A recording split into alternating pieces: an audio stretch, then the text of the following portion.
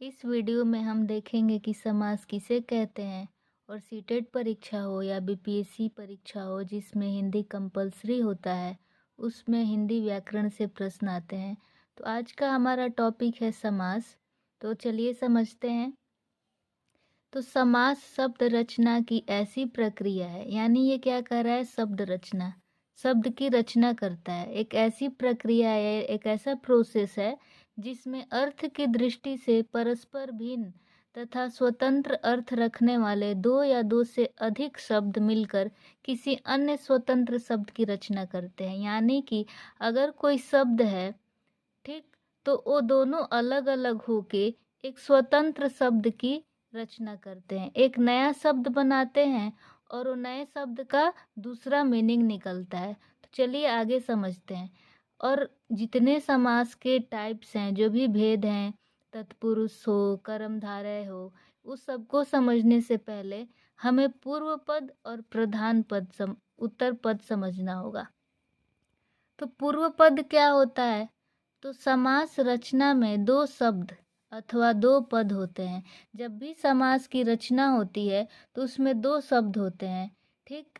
दो शब्द में जो पहला शब्द होता है, पहले पद को पूर्व पद कहा जाता है, यानी पहला, और दूसरे पद को उत्तर पद कहा जाता है, ठीक है।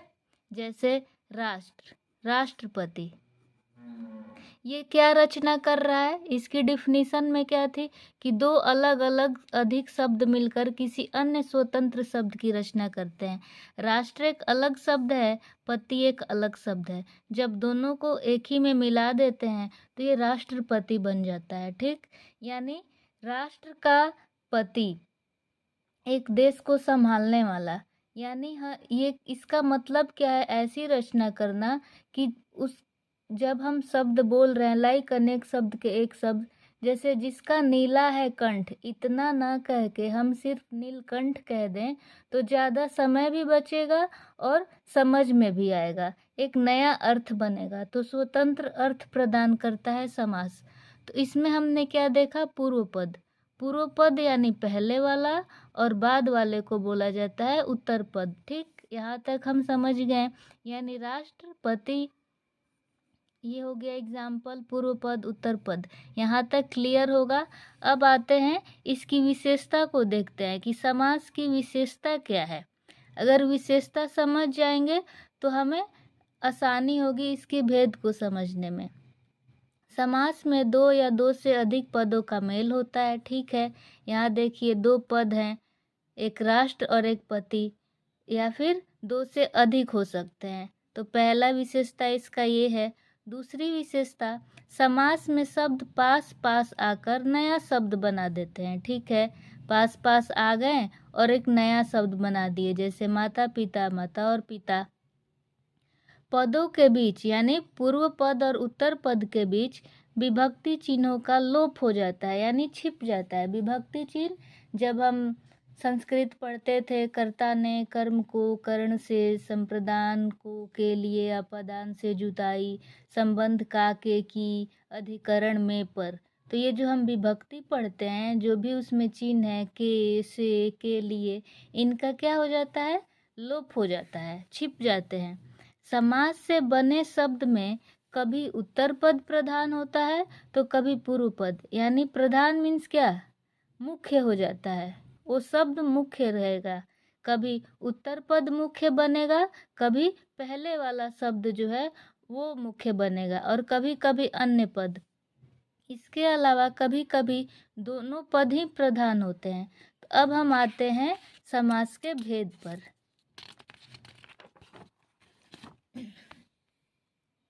समास के कुल 6 भेद होते हैं। पहला तत्पुरुष समास, दूसरा कर्मधारय समास, तीसरा द्विगु समास, द्वंद्व समास, बहुव्रीहि और अव्यय भाव समास। अव्यय मीन्स होता है मीनिंग, यानी एक शब्द है उसका मीनिंग, लाइक यथा, यथा मीन्स होता है के अनुसार।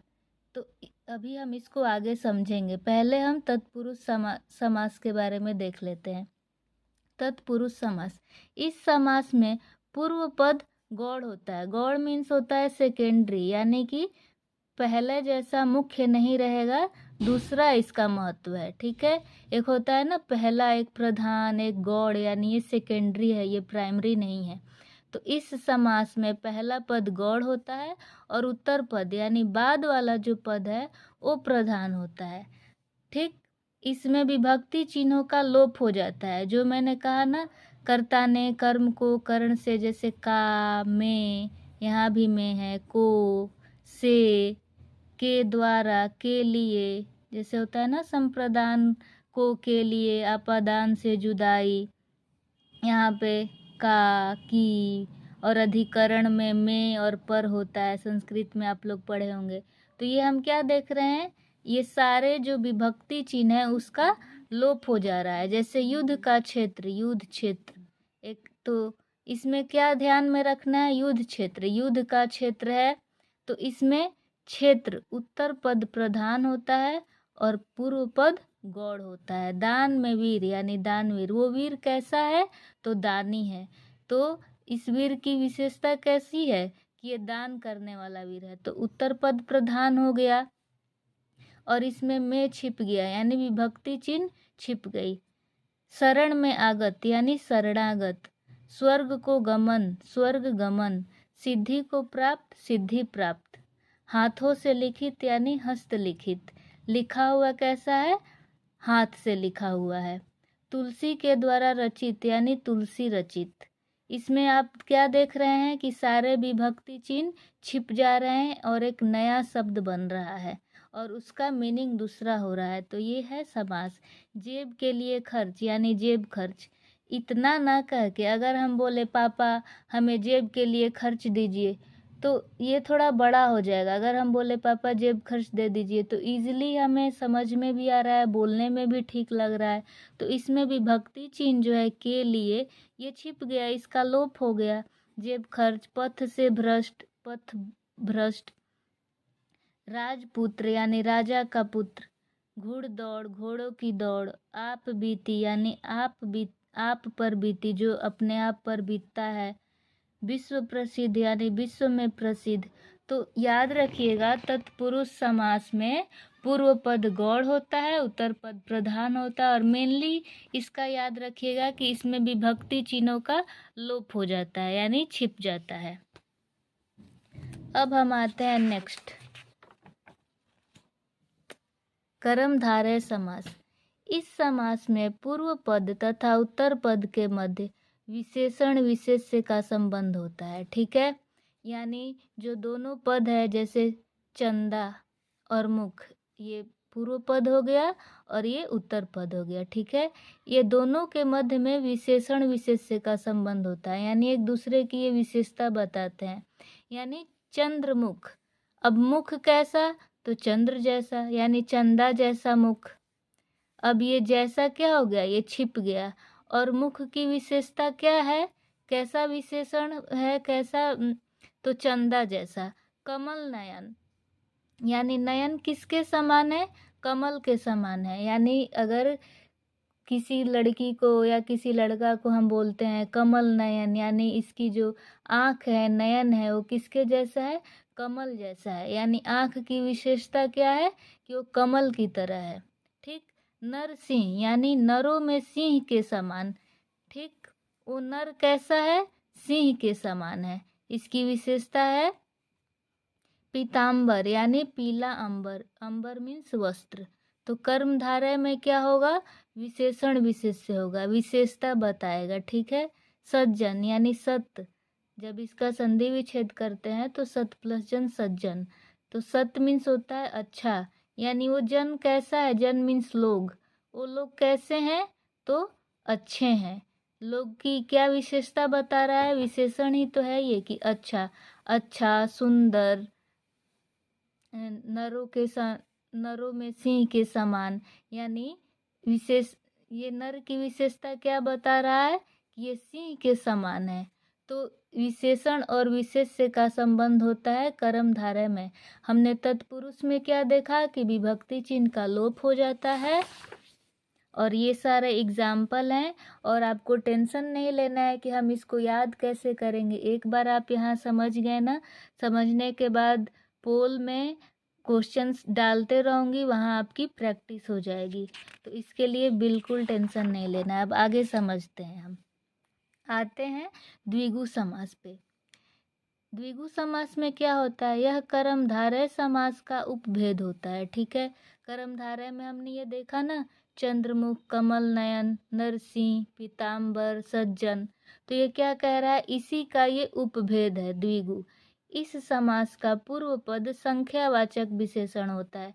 इसमें कर्मधारय में और द्विगु में क्या संबंध है कि इसमें विशेषण, विशेषता बताया जा रहा है किसी चीज की। ठीक है, तो इस समास का पूर्व पद संख्यावाचक विशेषण होता है। इसमें था कि हर तरह का विशेषण, कोई का रूप बता रहा है, किसी का आंख बता रहा है कि कैसा है, यहाँ पे रंग सूचक भी है। ठीक, और यहाँ पे सिर्फ संख्यावाचक विशेषण है द्विगु समास में। ठीक, अब इसको याद कैसे रखेंगे कि द्विगु और द्वंद्व एक ही जैसा है, दोनों 10 है, तो याद कैसे रखेंगे, कभी कंफ्यूजन ना हो। तो द्विगु, अब इसमें द्वि मीन्स 2। ठीक है, द्वि मीन्स 2 होता है, इतना तो मालूम है। तो 2 से आपको ध्यान रखना है कि ये संख्यावाचक है। तो संख्यावाचक वाला जैसे ही ऑप्शन में दिखेगा आपको द्विगु समास आंसर कर देना है। तो इस समास का पूर्व पद संख्यावाचक विशेषण होता है तथा समस्त पद किसी समूह का बोध कराता है। ठीक है, जैसे समस्त पद क्या है? नवग्रह। अब इसका विग्रह करते हैं, यानी इसको तोड़ते हैं। यानी 9 ग्रहों का समूह, यानी ये समूह का बोध करा रहा है। किसका ग्रुप है ये? तो 9 ग्रहों का। त्रिलोक, इसमें 9 क्या है? संख्या है। त्रि क्या है? संख्या है। अठन्नी, 8 क्या है? संख्या। त्र्यंबकेश्वर, त्र क्या है? संख्या है। दोपहर, 2 चौमासा यानी 4 मास वाला, तो इसमें चौ क्या है? संख्या है। शताब्दी यानी 100 साल, तो ये क्या है? संख्या है। नवरात्र तो संख्या है। अब त्रिलोक यानी 3 लोकों का समाहार, अठन्नी 8 आनों का समूह, ये समूह का बोध कराता है और इसमें संख्यावाचक विशेषण होते हैं। तो इजीली समझ जाएंगे। और मैंने द्विगु से, द्वि मीन्स 2, तो 2 से आपको याद रखना है कि संख्यावाचक जैसे ही आएगा यानी द्विगु समास है। ठीक है, ये हमारा कंप्लीट हो गया। अब आते हैं हम द्वंद्व समास पे। इस समास के दोनों पद प्रधान होते हैं, दोनों मुख्य हैं, पूर्व पद भी उत्तर पद भी, और दोनों क्या होते हैं? एक दूसरे के विलोम यानी उल्टा होते हैं। जैसे माता पिता, भाई बहन, इसमें योजक चिन्ह होता है। और ये देखिएगा कि ये दोनों एक दूसरे के उल्टा होते हैं। भाई बहन, राजा प्रजा, राजा रानी, गाय भैंस, धर्म अधर्म, सूर असुर। ठीक, तो हमने क्या क्या याद कर लिया? समास क्या है, उसकी विशेषता देख लिया हमने। तत्पुरुष, कर्मधारय, तत्पुरुष में हमने विभक्ति चिन्हों का लोप हो जाता है। कर्मधारय में था कि ये विशेषण और विशेषिक का संबंध दिखाता है, यानी चंद्रमुख यानी चंदा जैसा मुख। फिर हमने द्विगु समास में देखा कि ये संख्यावाचक, और द्विगु में द्वि से 2, जैसे ही हम 2 समझ गए यानी 2 क्या है? संख्या है। तो ये जहाँ भी आपको ऐसा दिखे तो वो द्विगु समास। द्वंद्व में हमने क्या देखा? इसमें योजक चिन्ह रहेगा और एक दूसरे के विलोम शब्द रहेंगे। तो हमने 4 समास याद कर लिया, अच्छे से समझ में भी आ गया।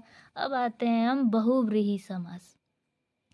जिस समास के दोनों पद अप्रधान हो, यानी दोनों मुख्य नहीं है, और समस्त पद के अर्थ यानी समस्त पद ये दशानन, कोई सांकेतिक अर्थ प्रधान हो। ठीक, दशानन यानी रावण, 10 है आनन अर्थात जिसके 10 मुख हैं अर्थात रावण। अब आप कहिएगा कि यहाँ पे भी 10 है तो ये द्विगु क्यों नहीं हो गया? तो इसमें डिफरेंस क्या है? तो इसमें डिफरेंस ये है कि इसमें दोनों पद अप्रधान होते हैं और इसका एक सांकेतिक अर्थ निकलता है। यानी हम रावण न कह के अगर दशानन भी कहते हैं तो चलेगा। नीलकंठ हम किसको कहते हैं? तो शिव जी को। ये जो सांकेतिक अर्थ निकला ना, रावण, शिव, इसी को बहुव्रीहि बोल रहा है कि इसमें दोनों पद प्रधान नहीं है, जो एक नया अर्थ निकल रहा है सांकेतिक, यानी हम रावण ना कह के उसको एक संकेत के रूप में दशानन बोल रहे हैं। जैसे गणेश जी को गणेश जी न कह के लंबोदर बोल रहे हैं, यानी हम एक सांकेतिक अर्थ निकाल रहे हैं उनका, तो वो प्रधान होता है। इसमें बहुव्रीहि में क्या होगा, सांकेतिक अर्थ प्रधान होगा। से नीलकंठ, नीला है कंठ जिसका, यानी शिव जी। दुरात्मा, बुरी आत्मा वाला, यानी दुष्ट। श्वेतांबर, श्वेत है जिसके अंबर, यानी सरस्वती जी। लंबोदर, लंबा है उदर, अर्थात गणेश जी। ठीक। और हमने यहाँ पे अगर पीतांबर आता है, यानी पीला अंबर। ठीक। और यहाँ भी पीतांबर है, तो ऑप्शन में हमेशा ध्यान रखिएगा कि अगर पीतांबर आता है और कर्मधारय और बहुव्रीहि दोनों हो तो कभी ऐसा करेगा ही नहीं, या तो ऑप्शन में कर्मधारय रहेगा या बहुव्रीहि रहेगा। तो इसको लेके आपको बिल्कुल टेंशन नहीं लेना है कि अगर ये आएगा तो हम क्या करेंगे। ठीक। बहुव्रीहि में क्या देख रहे हैं, एक नया सांकेतिक अर्थ निकल रहा है। यानी अगर हम श्वेतांबर कहते हैं, यानी श्वेत है जिसके अंबर, अंबर मीन्स वस्त्र, यानी सरस्वती जी। लंबा है जिसका उदर, यानी उनका पेट लंबा है, अर्थात गणेश जी। एक नया सांकेतिक अर्थ हम दे दिए। लंबोदर, श्वेतांबर, नीलकंठ, दशानन, रावण न कह के दशानन बोल दिए। ठीक। उसको कहते हैं बहुव्रीहि। ठीक। बहुव्रीहि को आप कैसे समझेंगे कि हम इसको बोल दें, तो बहुव्रीहि इसको बोलने में ऐसा लग रहा है कि संस्कृत वाला चीज है, और कोई भी मेनली भगवान से संबंधित चीज हम संस्कृत में ही बोलते हैं, मंत्र वगैरह। तो ऐसे ध्यान रखिएगा, अगर इस टाइप के वर्ड आते हैं तो यस बहुव्रीहि।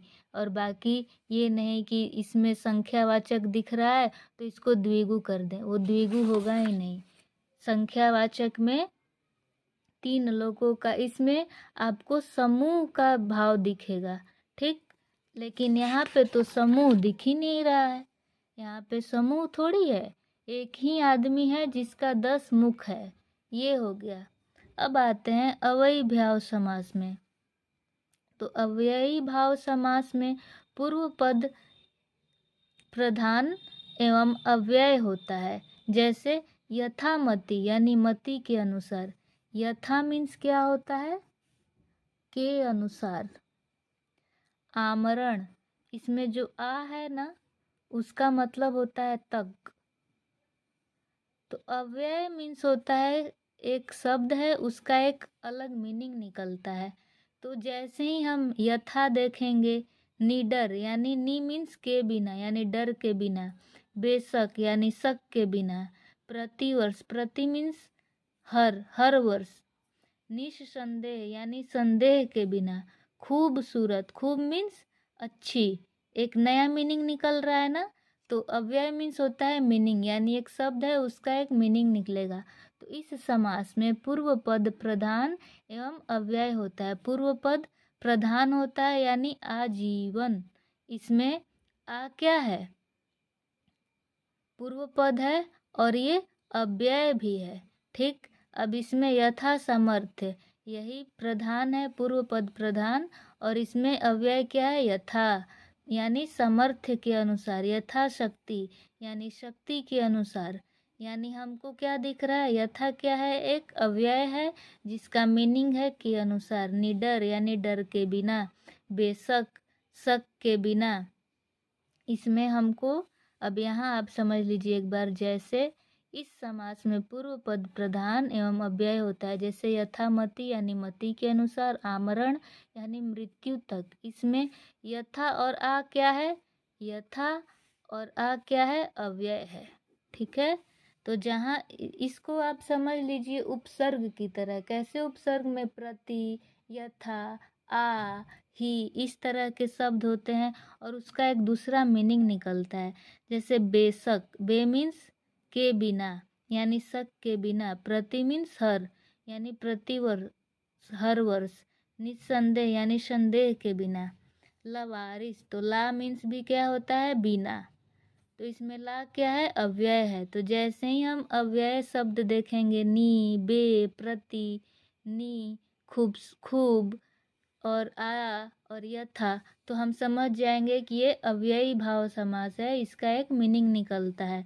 लवारिस, यानी बिना वारिस के। और इसी में याद रखिएगा, यदि एक ही शब्द की पुनरावृत्ति हो यानी वो रिपीट हो रहा है, जैसे घर घर, नगर नगर, रोज रोज, तो ये भी अव्ययी भाव समास में ही आएगा। और जब आपको दिखे हाथों हाथ, दिनों दिन, रातों रात, तो इसका मतलब भी ये अव्ययी भाव समास है, क्योंकि ये सबका एक मीनिंग निकल रहा है। जिसका एक मीनिंग निकलता है वो भी, जैसे लवारिस यानी बिना वारिस के, यानी ये ला क्या है, अव्यय है, और इसका मीनिंग क्या निकल रहा है, बिना। तो जिसमें एक मीनिंग निकले और जहाँ पुनरावृत्ति हो, हाथों हाथ, दिनों दिन, नगर नगर, रोज रोज, वो आपका हो जाएगा अव्ययी भाव समास। तो ये रहा 20 मिनट का वीडियो जिसमें हमने समास के बारे में समझ लिया, हमारा समास खत्म। उम्मीद करते हैं कि आपको वीडियो पसंद आएगा और समझ में भी आ गया होगा। और रहा बात प्रैक्टिस का, तो आपको पोल के द्वारा प्रैक्टिस होते रहेगा। जितने भी सीटेट में पूछे गए हैं समास, उस तरह के क्वेश्चंस को लाके पोल में पूछ दूंगी और आपकी प्रैक्टिस हो जाएगी। तो आपको अब, मुझे नहीं लगता कि समास में आपको कोई भी दिक्कत होगा। आप वीडियो को एक बार पूरा ध्यान से देखिएगा और एक बार और देख लीजिएगा 2 स्पीड करके, ताकि और अच्छे से समझ में आ जाए। Thank you so much for watching this video.